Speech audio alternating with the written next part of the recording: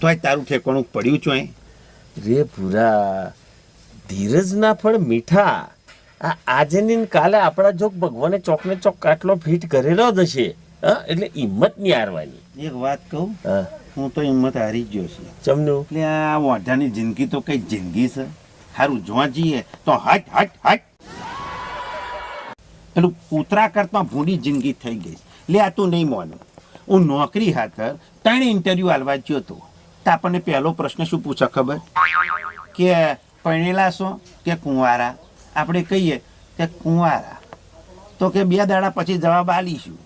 હજુ સુધી જવાબ નહીં આવ્યો. જવા દે ને, જિંદગી ખલાસ થઈ ગઈ છે.